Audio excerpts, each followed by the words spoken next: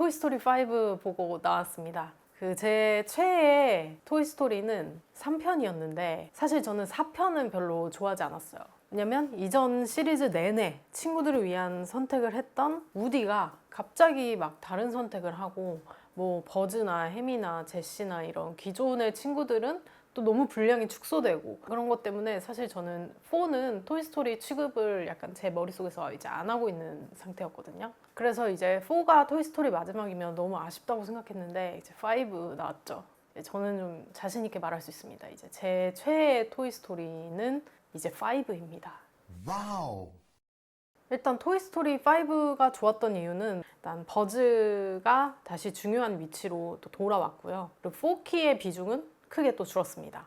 무엇보다 이제 제시 등장 이후에 버즈랑 제시 사이에 계속해서 이제 썸씽이 있었는데 이번 시리즈에서 나름대로 그거에 완결을 좀 내줍니다. 그래서 마치 제작진이 우리가 뿌린 떡밥을 잊지 않았어 라고 말하는 것 같은 느낌이 들었어요. 심지어 우디는 머리가 약간 벗겨졌진 그런 캐릭터로 등장하거든요. 다 아저씨, 노땅 이렇게 부르는데 그게 나름 4편에 대한 복수인 것 같아서 약간 통쾌한 재미까지 있더라고요. 와우.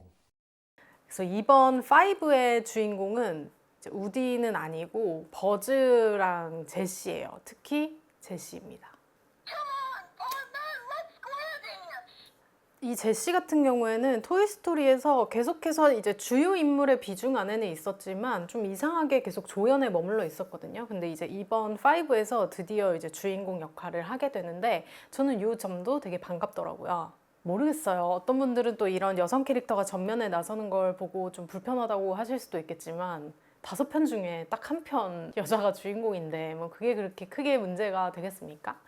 그리고 좀 우리 어른들이 종종 까먹는 게 이 애니메이션은 우리 보라고 만들어진 것도 아니고 2030, 40 남성들 보라고 만들어진 것도 아니고 사실은 어린아이들이 보게 만들어진 거잖아요. 그래서 이 애니메이션을 보는 어린아이들 또 그중에 상당수는 여성 어린아이들일 거고 그 친구들이 이걸 보면서 뭔가 영감을 받고 꿈을 키워나가고 이렇게 할 수 있는 작품이 나오는 게 맞는 거 아닌가 싶어요. 좀 그런 너그러운 마음을 어른 관객들도 가질 필요가 있을 것 같습니다. 와우.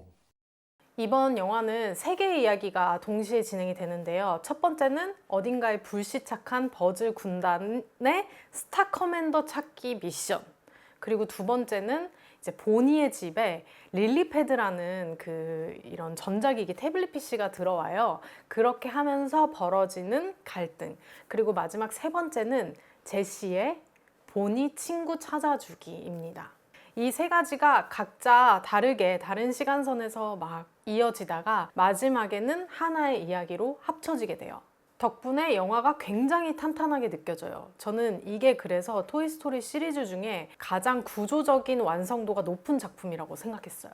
아마 이제 릴리패드라는 새로운 캐릭터가 추가된 것도 그렇고 또 예고편만 봐도 이거 전자기기가 들어오게 되면서 장난감들이랑 갈등하는 그런 이야기구나, 뭐 스마트폰 버리고 장난감 가지고 놀아라 뭐 이런 이야기구나 라고 생각할 수도 있는데 사실 그런 이야기는 또 아니에요. 릴리패드는 이 영화에서 사실은 좀 비중이 적은 편이에요. 역할이 좀 적고 이 토이스토리 5의 진짜 이야기는 기술이 아니라 성장에 대한 이야기거든요.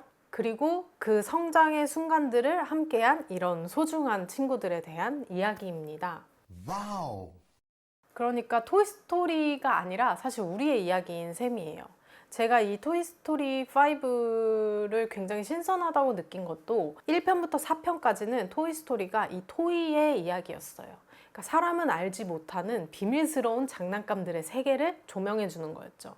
근데 토이스토리 5는요 그렇지가 않아요. 이거는 토이와 나의 이야기예요. 이 영화를 보는 관객들이 장난감을 가지고 놀았던 기억, 내가 토이들과 쌓았던 스토리, 그거를 이제 한 편의 영화로 만든 거거든요.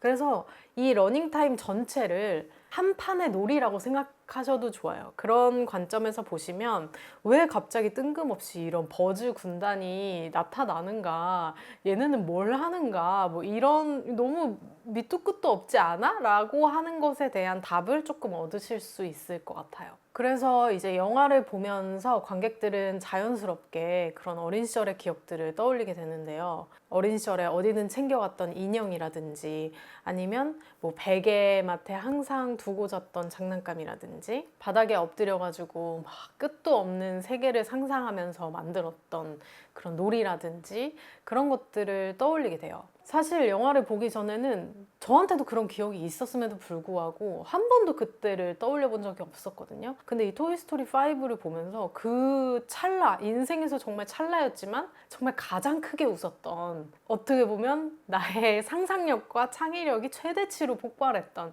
그때 기억이 막 떠오르더라고요. 휴지로 인형 옷 만들어주고 막 고무줄로 막 치마 묶어주고 막 이랬던 그런 기억들이요. 그래서 이 영화는 계속해서 장난감 이야기를 하는 것 같지만 이번에는 완전히 다른 이야기로 우리를 찾아왔다. 그래서 저는 20년이나 된 시리즈에서 이런 새로움을 만들어낼 수 있다는 게 정말 놀라웠어요. 그래서 이 영화 보면서 진짜 많이 웃었고 또 정말 엄청 많이 울었습니다. 아까 전에도 제가 애들 보기 위해서 만들어진 작품이다 이렇게 얘기했지만 그런 말이 무색할 정도로 이제 어른인 제 마음을 너무나 많이 울린, 저의 그 성장했던 시간들, 그때 소중했던 기억들을 펼쳐보게 해준 아주 고마운 작품이고요. 또 이제 토이스토리 4 때문에 살짝 멀어졌던 마음을 다시 이렇게 착붙하게 해준 작품이었습니다. 좀 기쁘기도 하지만 또 한편으로 아쉬운 거는 이제 이 버즈가 원래는 멋지게 추락하는 친구였잖아요. 근데 이제는 멋지게 정말 날 수 있는 존재가 됐다는 거? 예, 그게 약간 포인트일 수도 있을 것 같습니다. 그래서 저는 아마 조만간 다시 보러 갈 것 같아요. 그리고 진짜 확신하건대 이 영화 보신 분들은 어렸을 때 했던 로봇이나 인형놀이, 공룡으로 가지고 놀았던 그 기억 무조건 하게 되실걸요. 그리고 영화에서 보니가 이제 친구들이랑 같이 장난감으로 노는 그 장면, 놀이를 하는 장면이 2D 애니메이션 스타일로 표현이 되는데 그 그림체도 굉장히 예쁘고 그런 구성 자체도, 기획 자체도 굉장히 신박하더라고요. 그래서 여러모로 좀 볼거리가 많은 영화였지 않나 싶습니다.